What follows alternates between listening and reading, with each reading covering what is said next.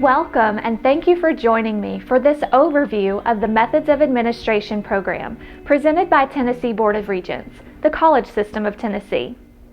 The purpose of the Methods of Administration program, also known as MOA, is to ensure that all students, regardless of race, color, national origin, sex, or disability, have equal access to high-quality career and technical education programs.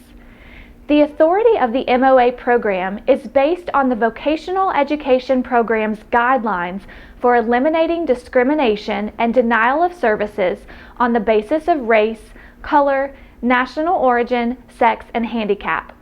The following regulations define the responsibilities under the MOA program guidelines.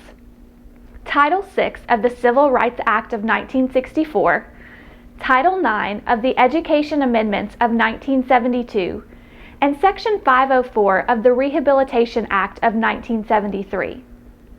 Through the authority of Methods of Administration, the Office for Civil Rights oversees compliance of career and technical education programs.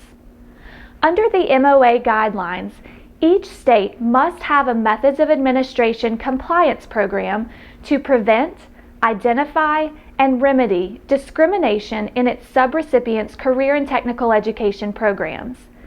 This is done by collecting and analyzing civil rights data and information, conducting periodic compliance reviews of select subrecipients, providing technical assistance to subrecipients on request, and periodically reporting its activities and findings to the Office for Civil Rights.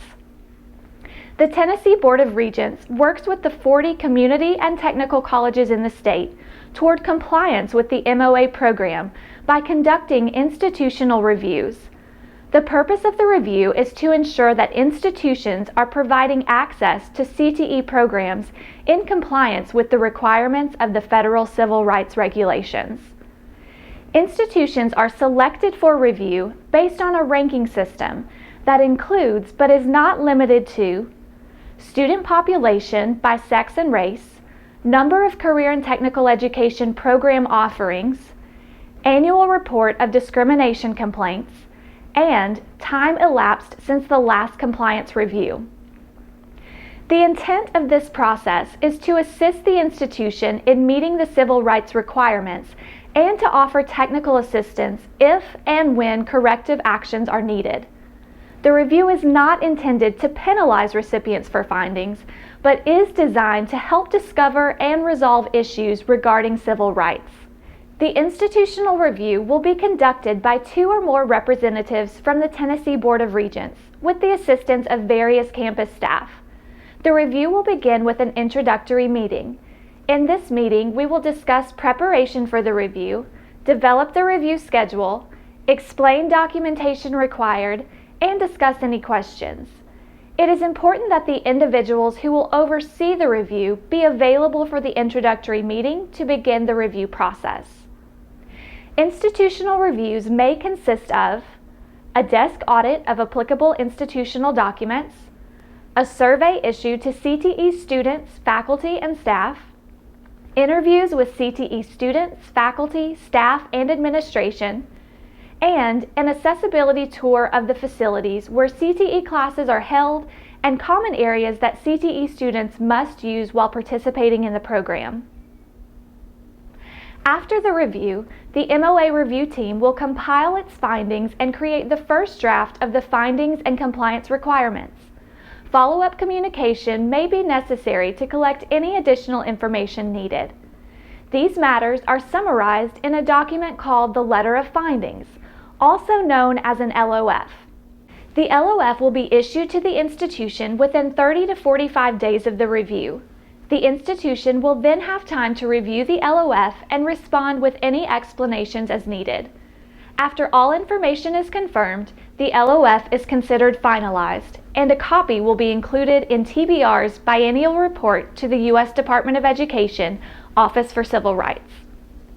The institution has up to 30 days to respond to the LOF with a voluntary compliance plan, also known as a VCP.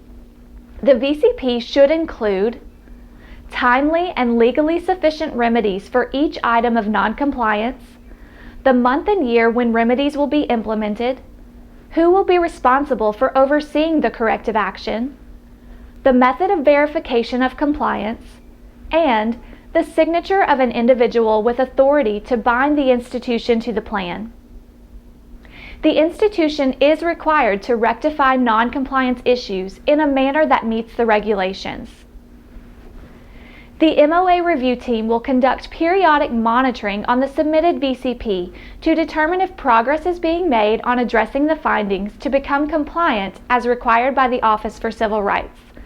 The institution will be asked to provide updates on the status of non-compliant items, including any completion dates, photos of physical areas corrected, and any other documentation of proof of compliance. MOA compliance reviews are deemed to be closed only after all items in the VCP have been corrected. Thank you once again for joining me for this overview of the Methods of Administration program. I look forward to working with you and your institution in your upcoming review.